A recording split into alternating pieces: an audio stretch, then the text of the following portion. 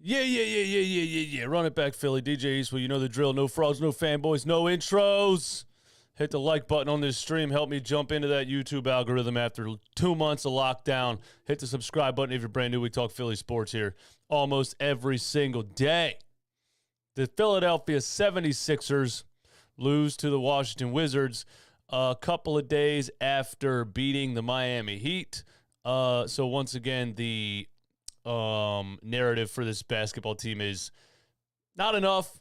We don't have enough, but at the same time, inconsistent. Sometimes we can beat good teams like that. Sometimes we can lose to the Washington Wizards. The Washington Wizards are not the Wizards of old. They added some pieces in the offseason. Kyle Kuzma, Spencer Dinwiddie, who is injured right now, or what? What did he do? He played 27 minutes in this game. I didn't even see him.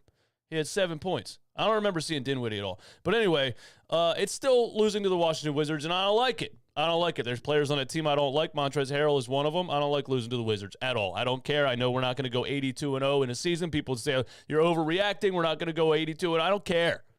I don't like losing to the Washington Wizards. Okay? Let me start here. Tobias Harris is a certified scrub. Scrub. Not, he had a bad game, nothing like that. This dude is not good. I said it to me and RB disagree sometimes on it because he thinks he's a contributor. I think you can find 17 points a game from somebody else in the NBA without paying $180 million. Tobias Harris is terrible for his contract. And we hold him to that contract. Well, that's what he's getting paid. There's a salary cap in the sport. You have to balance it. You have to spend the money correctly, just like anything in life. I mean, if are you paying $2,000 a month for a Honda Civic? No, that would be stupid, wouldn't it? We're paying $180 million for 17 points per game to Tobias Harris. My main issue with Tobias Harris is once he starts to miss, once he starts to have a couple of bad turnovers, once he starts to have a couple of bad misses, he quits. He stops trying. He quits. I've never seen an athlete besides Ben Simmons in my entire career, and it's just impossible for me to handle both of those guys at the same time, thinking about how much of a fraud they both are. I've never seen athletes quit like these two soft losers. One of them quit and refuses to come back. This guy hasn't yet refused to come back, but he quits on the court every day, every game. He quits. Here's all you need to know about Tobias Harris in this game. 25 minutes, 1 rebound. 1 rebound. This guy is 6'9". He just played an NBA game for 25 minutes and got 1 rebound. Are you joking? Are you absolutely joking, Tobias Harris? You know what rebounding is? It's effort. All you need to look at is that rebounding stat to tell you if he was giving effort or not. 1 rebound for Tobias Harris in 25 minutes. It's not about missing shots. He had 7 points, 3 for 11. It's not necessarily about missing shots. He's lucky this was not in Philadelphia, because if he thought the boos were bad last week, well, don't effing clap, don't effing. If he was mad about those boos, if this game was in Philadelphia, he would have got annihilated by the Philadelphia 76ers fan base. This guy's a disgrace right now. Then he has the nerve to airball a mid-range. I think he was actually getting booed by Washington Wizards fans. They might have been Sixers fans in Washington. But man, what a bum. Get him out of here. I'll trade him for free. I'll trade him for absolutely nothing. If an NBA team tells me I will give you absolutely nothing for Tobias Harris, I'll say, deal. Where do I sign? Take him. Please, take him and buy him out. Ridiculous. It's just not beneficial. He's not helping anything. He's on the floor, running in circles, doing suicides, getting some cardio. He's not helping the team at all. Get him out of here. I'm tired of it. I'd rather see players that are willing to contribute. That's what I'd rather see. I can't handle this. I can't handle Tobias Harris anymore. I really can't. Seth, thank you for supporting the channel. Dork Maz is a bum, inconsistent. Want Mighty Joe Young. Cork Maz wasn't too bad in the second quarter. We're running the pick and roll with Andre Drummond when, the team consistently looks like they don't really have a facilitating point guard. I didn't think he was too bad, but the third quarter he went ice cold and couldn't buy a bucket, and that's just what Korkmaz is. He's hot, he's cold. When he's cold, you got to get him out. And I credit Doc Rivers, actually, for making an adjustment. That's something I haven't seen Doc Rivers do a lot in his time here in Philadelphia, is making that adjustment and saying, okay, Korkmaz is cold. I'm going to put Isaiah Joe in the game. And he did that. Now, Isaiah Joe had 8 points in 17 minutes, 2 steals, had a big poster dunk on a fast break, had another one in garbage time with like a minute left in the game. But come on, man. I've been saying it the whole damn season. Isaiah Joe is way better than Furkan Korkmaz. This shouldn't even be a debate. And he plays defense better. I mean, how is this guy who has more athleticism and more just overall basketball skills been fighting for minutes over Furkan Korkmaz this entire season? Furkan goes for 28 minutes, 6 points, 5 rebounds, 5 assists. I mean, I'm happy Doc gave Isaiah Joe the chance once Korkmaz was cold. I'll say that's an improvement in what I've seen from Doc Rivers coaching so far with the Philadelphia 76ers. Aaron Cabbage, as always, man, thank you for supporting the channel. Paul Reed had the same amount of rebounds in 4 minutes that Toby had in 25. Korkmaz may have sucked shooting, but he still had 5 rebounds and 5 assists and 2 steals, and he doesn't make $180 million. Yeah. Exactly. Tobias is one of those dudes, man. He's not hungry anymore. He's not. He's paid. He's not great, but it doesn't look like he really cares to improve that much. Or he just kind of quits. He gets frustrated and he quits. And I don't care how much money he's making.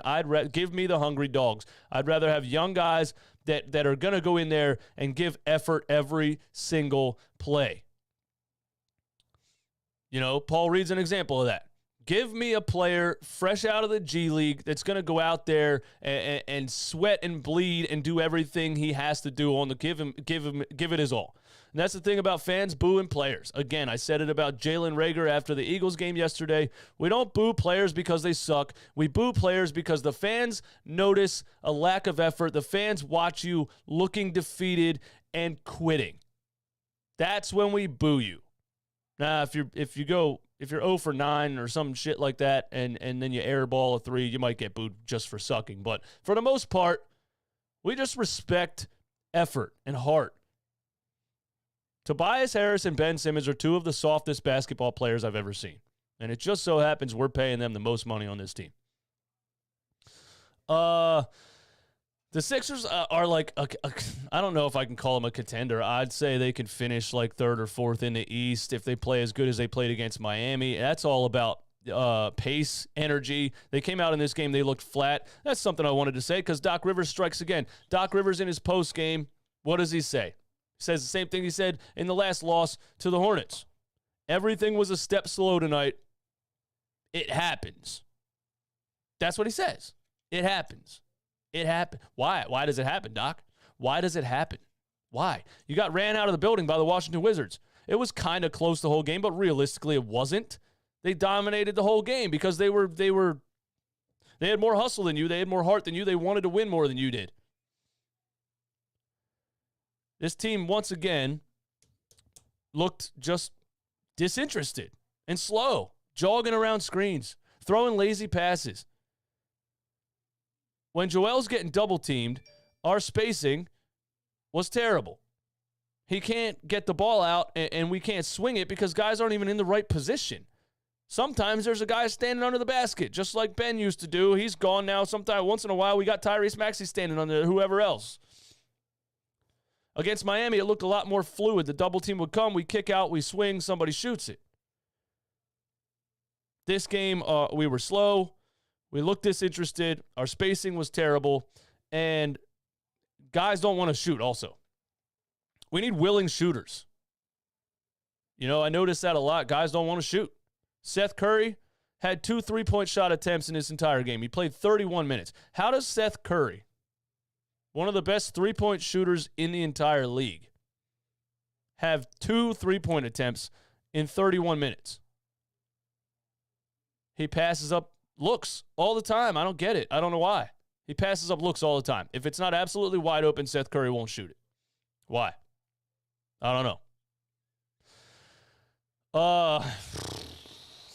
I was gonna say some Kate Scott quotes, but that was me assuming we were gonna win the game and I could have a lighthearted thing up here. But now I'm angry. I'm mad. I'm not even gonna say the Kate Scott quotes because I don't want to tell jokes today. I don't want it to be funny. We couldn't guard Bradley Beal. Gafford was getting easy lobs the whole game. We were giving up mid-range jumpers to Hachimura, Thomas Bryant.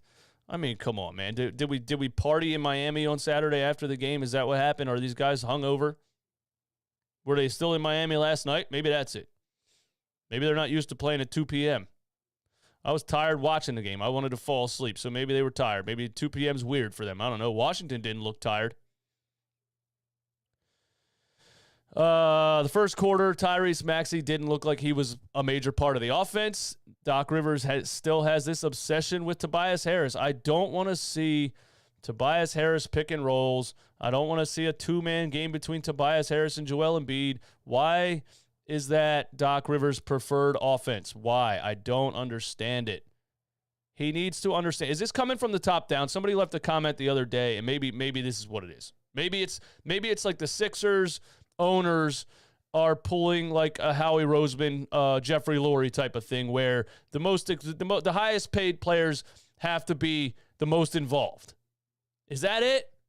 Is it Josh Harris and whoever else is left there? I know Scott O'Neal quit because he saw this ship sinking like the Titanic. He got bought out and left. Is Josh Harris saying, "Hey, we're paying Tobias $180 million, so he has to be made the main part of the offense. He has to be the number 2 guy." He's not the number 2 guy, bro. We all know that.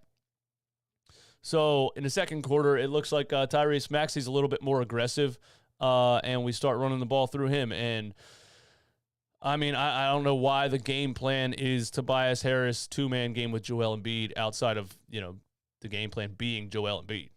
And listen, shout out to Joel Embiid once again, doing absolutely everything for this team. 32 points in 29 minutes, 8 rebounds. Only 1 assist because nobody could make any shots and we couldn't swing the ball around the perimeter. But Joel just did absolutely everything, especially in the third quarter. He tried to bring us back.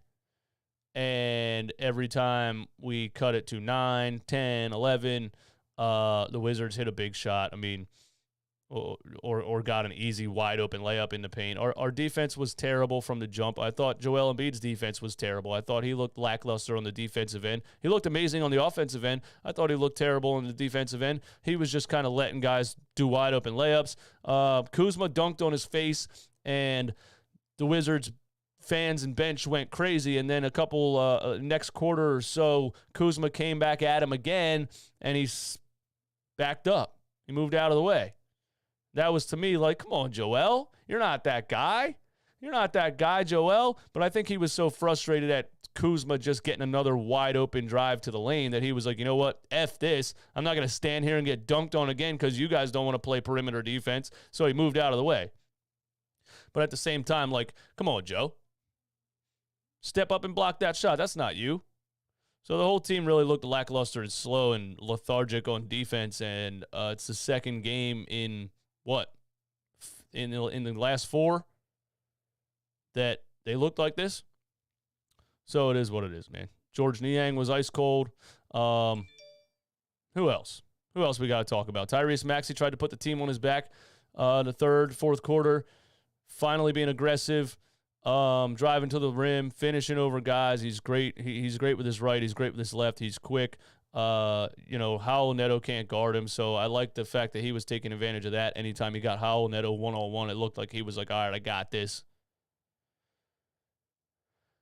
But yeah, an all-around absolutely atrocious game for the Philadelphia 76ers, and Doc Rivers in his postgame doesn't care. He doesn't care. We were a step slow.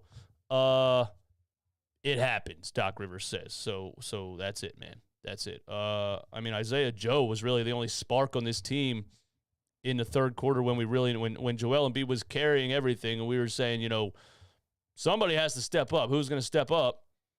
It was Isaiah Joe, of all people. Hits a 3 and then gets an and one poster dunk on a fast break. And it's like, I've been screaming, play Isaiah Joe this entire season. It should be obvious here, Jock. Just play him. Play him, Doc. Of course, we're missing Matisse Thybulle. I get that. That's huge. Matisse Thybulle can change a game, especially with Kuzma leading the way. Montrezl Harrell had 18 points. Corey Crispert had 11. Roy Hachimura had 11. Thomas Bryant had 15 in 15 minutes. Caldwell Pope had 14.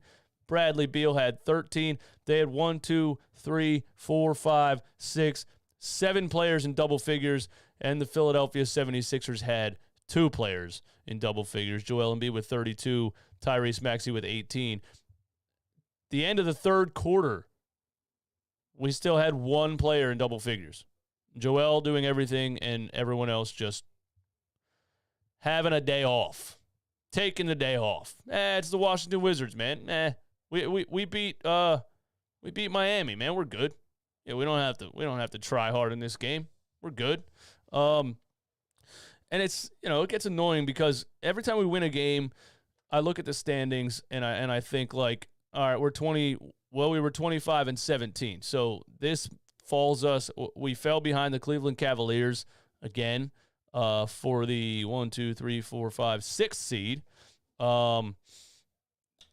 It's, you can climb back. You can be, if a Ben Simmons trade doesn't happen at the trade deadline, you could still be the 5th seed. You could even fight with Milwaukee and Miami and Brooklyn now with Kevin Durant out.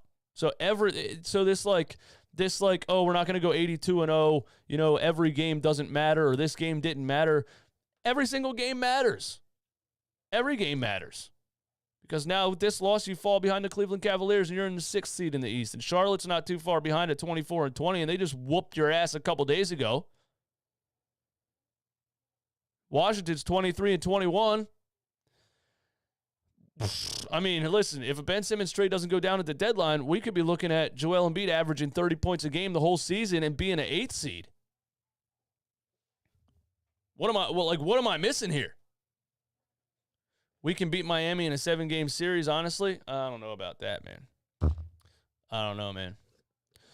Jimmy J in the chat, Celtics fan. He says the Celtics have 23 wins. Listen, man, the Celtics are horrendous, and you need to break it up. You got to give us Jaylen Brown, okay? That's what you got to do. Got to give us Jaylen Brown. So Chicago, like I said at the beginning of the season, I don't want to brag that I'm always right, but let's be serious, man. I'm always right. I said in the offseason, the team that I'm most afraid of in the Eastern Conference is Chicago. The team that I'm not really afraid of is the Brooklyn Nets. Not because they don't have good players, because they have no centers, they have no interior defense, and they went all in on 3 aging superstars with injury history. Last year, James Harden played 1 minute of a playoff game and pulled his hamstring and was out. They only played 7 games together the whole season last year. Kyrie, James Harden, and Kevin Durant. And now Kevin Durant torn or sprained meniscus, out 4 to 8 weeks. So listen, man, I'm sorry, Brooklyn fans. You went all in on 3 superstars who have injury history and are getting up there, man. They're 32, 33 years old. It is what it is in the NBA. I was never scared of Brooklyn, and I'm still not. And even when they're healthy, they can be beat because they can't play any defense. But Miami, we knew Miami was going to be good with the addition of Kyle Lowry. And Chicago with DeMar DeRozan, Zach LaVine, Vucevic, Lonzo Ball. I mean, these teams made moves, and the 76ers and Daryl Morey are still sitting around. So, you're getting passed up. It's okay, I want to wait for the perfect trade, right? I want to wait for the perfect trade. I'm not trading Ben Simmons for anything less than a superstar that puts us over the top or whatever else. How long can you wait as other teams are making moves and you're getting passed up in the Eastern Conference because you see them making moves, and now you don't have the most talent in the Eastern Conference, not even close. You got Joel Embiid, and your number 2 scorer is a 21-year-old point guard. So I don't know what else to say, man. I should have turned the phone lines on, but I'm having trouble with the app. It turned off yesterday. Now I got to make a new account and get a new number and all that stuff, and I didn't get time to set that up today. So I'll just read your comments and respond to the things you guys say, man. 116 people in here. Hit the like button on the video. Help me get back in the swing of things. Sixers lose to the Wizards by what felt like 60 points. Cut it close a couple of times. Wasn't really actually close the whole game, and we got absolutely blown out in the fourth quarter. So the Bulls have zero depth. Could be a first-round exit. I mean, I'm not in a situation to talk about the Bulls having and their lack of depth at all. When I'm sitting here talking about the Sixers, I mean, the Bulls are first in the NBA in three-point percentage. They are second in the NBA in overall field goal percentage. They are eighth in the NBA in total points scored. I mean, Lonzo Ball, Alex Caruso, DeMar DeRozan, Javonte Green, Derek Jones Jr. is a journeyman. I don't think he's that important. Zach LaVine. I mean, I guess, there's nobody that really stands out that much. Kobe White steps up here and there. They got a lot more depth than we do. And they have three all-star level players on the roster. The Bucks are coming out of the East. I could see that. But we really desperately need something to happen, man. And, hopefully it's at the trade deadline, which is in like 20 days or so, right? And my dream trade scenario is Jaylen Brown. I see you, Jimmy. You're giving us Jaylen Brown, man.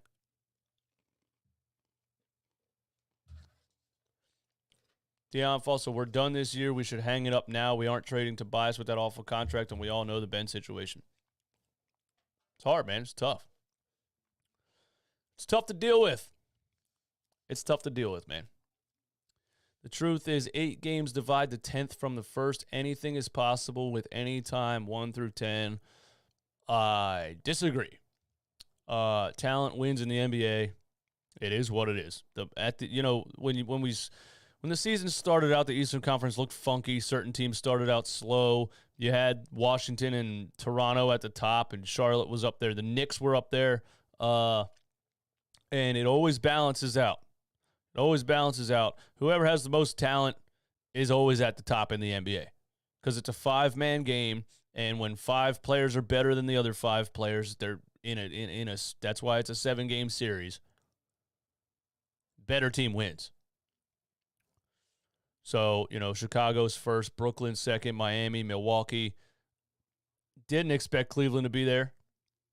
Haven't watched a lot of Cleveland Cavaliers this year, but that's pretty impressive that they're up there.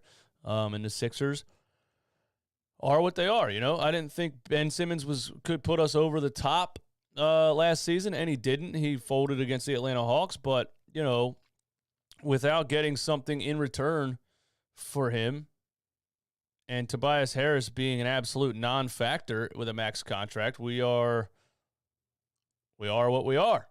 It's just sad that we have to watch this, Joel Embiid give it his all every single night and drop 30, and there's just not enough talent on the roster to help him. And yeah, we won 7 in a row. I get that. And then we go and we beat Miami. I get that, but it's like in a 7-game series, you're going to steal 1 game. In a 7-game series, the lesser team is going to steal 1 game, maybe 2 games. So beating Miami doesn't mean we're a great team. Beating Miami that 1 game doesn't mean we're this, we're that. I saw a comment on the YouTube video a couple of days ago. It was like, you're crazy. We just won 7 in a row and you're complaining.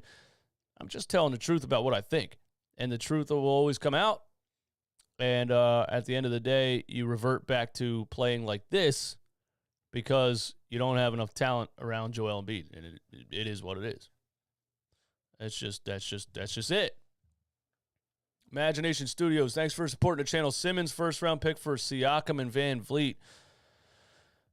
I would have traded Simmons for Van Vliet straight up months ago. Toronto almost a 500 team. Do you think they try to make a splash at the trade deadline? I don't really care for Siakam on this team, especially if you're not getting rid of Tobias Harris. I mean, you put Siakam in there at the 4. What is he, like a 25% three-point shooter? So he's not really a stretch 4. I'm not really interested in putting anybody around Joel Embiid that can't shoot threes. You know, I think the best way to maximize his potential and the potential for the team overall is to have 4 shooters around him. I've always thought that. That's why I always thought Ben Simmons was a horrible fit, and that's why I think Tobias Harris is a horrible fit, because he's not a good three-point shooter, straight up. Just because he shoots, or he's not a volume three-point shooter. He's not stretching the floor by any means. I think the best thing to do is to try to put 4 quality three-point shooters around Joel Embiid. And we'll see if at the trade deadline they can pull that off. But, you know, Van Vliet, obviously, great point guard, love him. Would love him on this team. Siakam, not so much. Not really interested in Siakam. Seth says, are we killing Embiid? Feels like he's overused. He looked tired in this game, and he dropped 30. And you can't stop him one-on-one. So they're bringing the double teams, and it's, you know, the rest of the team isn't doing their part on spacing the floor, rotating, swinging the ball. But he still dropped 30 even with double teams all over the place. I do think Montrezl Harrell is a player that's easy to hate, but a player that we would love in Philadelphia. You know what I mean? Kind of like a Marcus Smart, a guy that just plays super hard, wants to dominate, gets stupid technical fouls because he's cocky, screams, yells, tries to rip the rim off, all that nonsense, tries to fight people.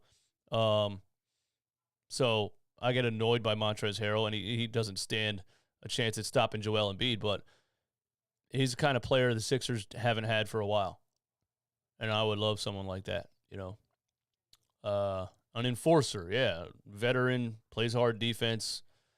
He's going to give you 1,000% every single play. I mean, they were up by 20, and the dude's still plucking at the ball, yelling at the refs, screaming. Like, the 76ers need that guy. That guy off the bench is just going to give you 1,000% every play and is going to leave it all out on the floor. And we don't really have that guy off the bench. We don't. What was the bench scoring in this game? The Wizards at one point had 50 bench points. I mean, we had, I don't even know. Thaddeus Young type of guy? Yeah, Thaddeus Young is old. It is the best game of the Wizards' year. I agree with that. They were kind of hitting everything. Kills me inside still every time I see Howell Neto do anything successful on a basketball court against the Philadelphia 76ers. It's annoying. I feel like he's only good once he left the Sixers organization. I mean, he's in the lane hitting Euro step, layups, mid-range jumpers, drawing the defense in and kicking it out for 3. So even Howell Neto was cooking us a little bit, man. And, yeah, I mean, we got smoked by the Washington Wizards. What else can I say? Oh,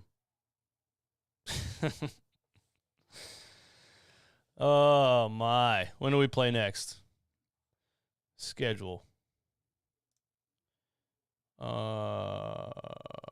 tomorrow? I don't know how to work this app, man. Let me go here.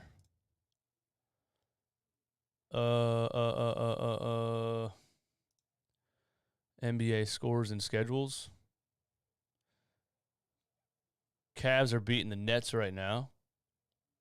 Chicago's losing to Memphis. Oh, that's on TNT? I'm going to go watch that.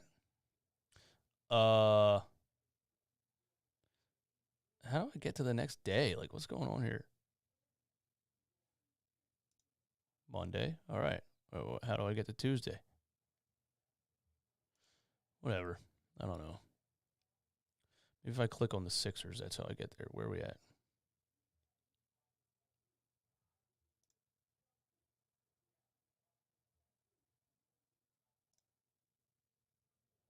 Curry likes to shoot two threes a game. Yeah, I don't understand it. He passes up a lot of wide open threes. I'll never get it, man. We are 19th in the league in total points scored and 30th in the league in rebounds. So how many teams are in the league? We're almost dead last in the league in rebounding. We have Joel Embiid and Andre Drummond on the squad. How's that possible? It's because we play slow and sluggish. That's how it's possible. 19th, Orlando. A good weekend we had Friday and Saturday, and then we lose to Washington. I mean, it would be nice to rebound against Orlando on Wednesday. The Clippers should be a win, too. Should be, without Paul George and Kawhi Leonard. Another team that went all in on players with injury history that are a little bit past their prime. We should be able to pick up some wins here. San Antonio, New Orleans. The Lakers are playing like trash. Sacramento. Memphis is tough on the 31st, but we should be able to rack up some wins here if we can just play faster, be, a little bit more crisp, swinging the ball, guys taking shots and not passing up shots every possession. But, we got smoked by the Wizards. We're 30th in rebounds. Oh, man, I don't know. That's all I got left to say, man. 156 people in here. Hit the like button. Thanks for coming through. I'll see you soon, man. Run it back, Philly. No frauds, no fanboys, no intros. Please, for the love of God, trade somebody. Trade somebody. Package 2.5 and Tobias for Siakam, OG, and Van Vliet. I don't understand the Siakam thing, man.